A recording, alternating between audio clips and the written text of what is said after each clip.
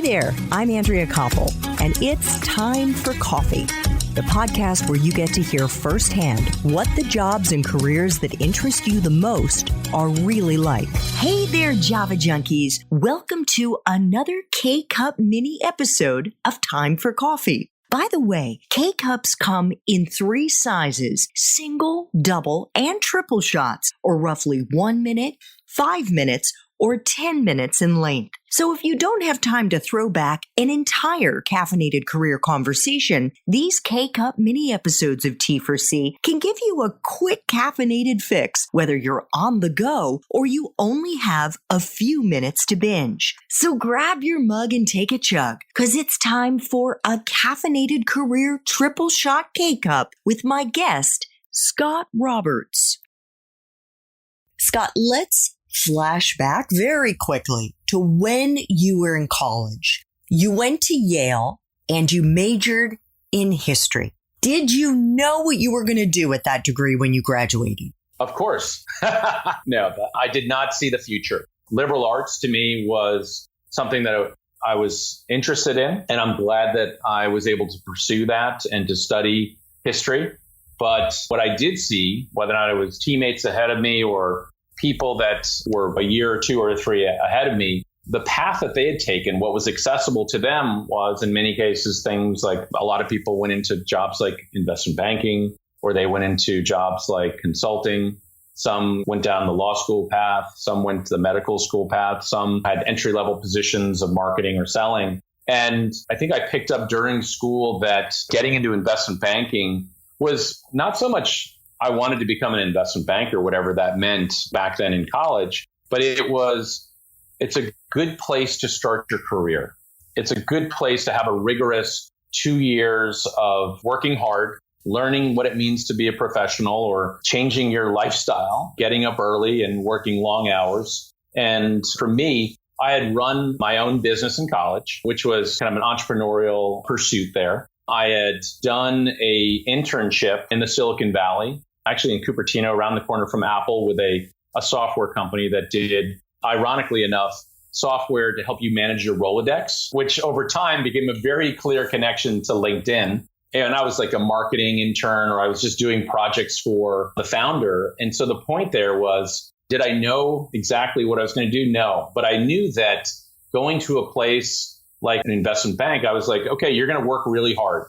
And it may be very challenging work. It's going to be certainly very different than what it's like in college. And it happened to be that I worked for a firm that did mergers and acquisitions for companies in the technology space. And so I had connections to the technology space. I'd worked for a software company, which was great. And I was actually just ready to apply myself. And that's the thing that I would say is, especially for new grads, is whether it's a 2 years or 2 or 3 year stint, you're not always going to love everything you're doing. But there is a lot to be learned about yourself, about skills, about industries, about companies. And you know what?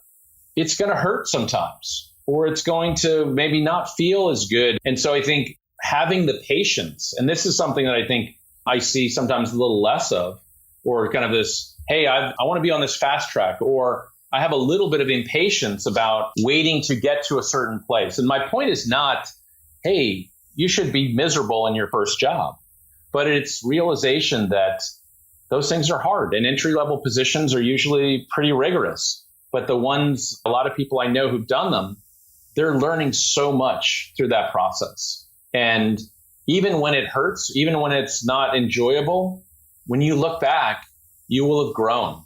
You have developed skills. You have pushed yourself. You would have proven your grit. And yes, that word is pretty popular these days.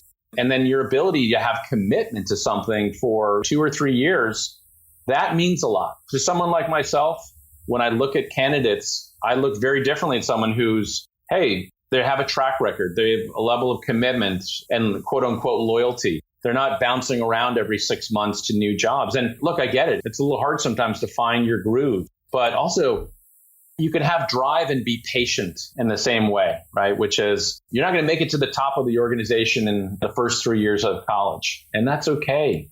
But are you going to meet people? Are you going to start learning things and skills? Are you going to learn from mistakes?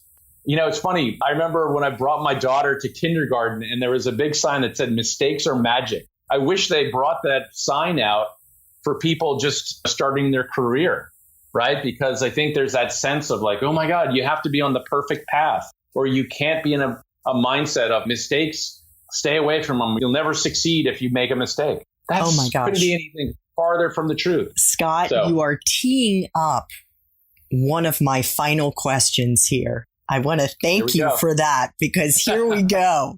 Can you share a time in your own professional life when you struggled? Maybe you even failed at something. And I like to think of failure not as a scarlet letter, but rather as a badge of honor. Because to your point, that is how we learn. That is how we develop resilience, the ability to bounce back. And my goodness, aren't we all experiencing right now a huge challenge in our lives with this pandemic? And if you are the kind of person that just collapses and wants to hide in the corner, that's not a formula for success. And frankly, I mean this very seriously, you need to reach out on an app like Ginger to get some help, because we all need to find those ways to bounce back. And sometimes it's our friends, sometimes it's professionals. But the most important thing is, Scott, with respect to a time in your professional life when you struggled, is how you persevered and if there was a lesson that you learned in the process. How much time do you have? I could give you countless examples. And I think it's important to say that because, sure, I've been able to reach a certain success, both in the company I work for and the position that I'm in, and I'm severely grateful for that. That has nothing to do with the amount of mistakes or the challenges I've faced. And I don't mean challenges that I've always overcome or powered through, if you will. To be honest, I have challenges and I make mistakes still on a weekly basis. And whether or not it's how I respond to something or how I show up, and those are things that trying to be a more compassionate leader or more patient leader, that's something that is kind of now far into my career. I think that there's trying to find one that's emblematic or super helpful. I mean, I remember I helped start a company. It was probably like within the first 10 years of my career. And I helped start a company and then was part of that. And I actually got laid off from that company after 9/11. And it was a very difficult time in so many ways. And what I did was, in my search for my new opportunity, I was contacted by one of the companies in the space that company was. And so they kind of knew me and they knew the company I'd worked with. And so my experience was directly valuable to them. I learned something in every role that I've ever had. But I think if I look back, I think I was probably just too quick to kind of jump onto the next thing. I wasn't more patient in terms of finding the right fit or the right opportunity for myself. And again, that doesn't mean that that company wasn't fine or I was grateful to actually have that opportunity. But when I reflect back, it was okay. And, I had personal circumstances at the time. But I think the part of it is, how do you try to ensure or find a way to separate your thoughts and intellectually what you're pursuing from the emotions that you have?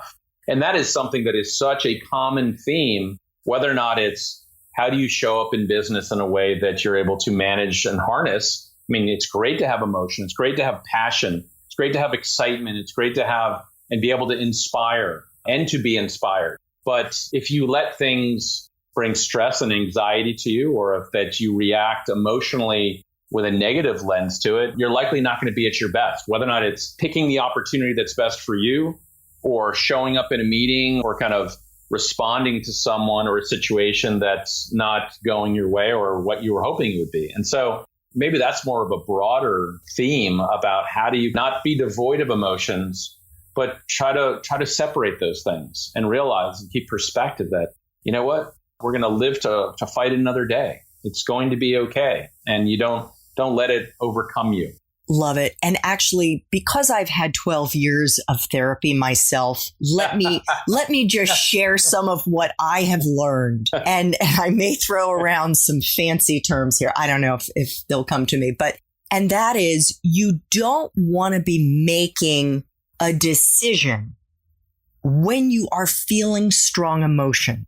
And I think to Scott's point, when he was let go from the company that he was working at around 9/11, he probably, in a moment of high anxiety, of being unemployed, took a job that had he sat with his emotions, with that anxiety until they passed, and they do pass, so that your prefrontal cortex, part of your brain, the captain of the ship, so to speak, is able to make a thoughtful, strategic decision. He may not have taken that job.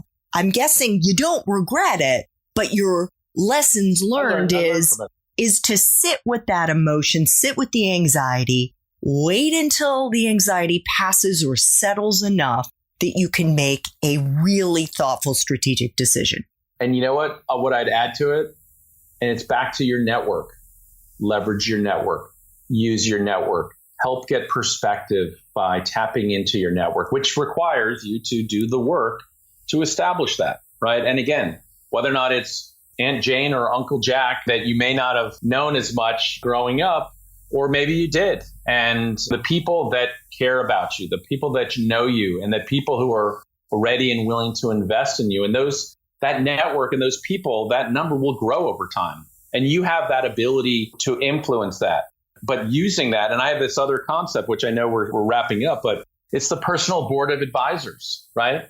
Finding people, and whether or not those are mentors or whether or not those are people that you can really tap into and say, hey, I would really appreciate if every couple of months or every 6 months, whatever it is, we could have a conversation and I could share a little bit about what's going on with me. I would love to hear what's going on with you and your family, or what's going on with you, or if I could be of service, or maybe I could do a project for you. But tapping into people and having people that you go to and say, hey, you know what? I'm facing this issue, or I'm faced with this question, and I would really value your opinion. A lot of people love hearing that. I love hearing that. Yeah. Right? Because they like hearing that more than they say, hey, I need a job. Can you either hire me or help me get a job? Versus, you know what? I'm looking at something. I'm evaluating something. That's complex or it's challenging. I would really value your opinion. Use those words, and I think you will hear a lot more people saying, you know what? I will make some time. It's an approach that's worked well for me.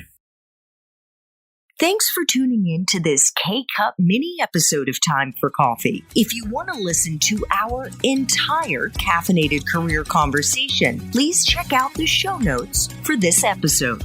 Thanks so much for listening to Time for Coffee, where the professionals in the jobs that most interest you always have time to grab coffee 24/7, no matter where you live. I have one quick favor to ask you. Remember to rate, review, and subscribe to Time for Coffee. Thanks so much.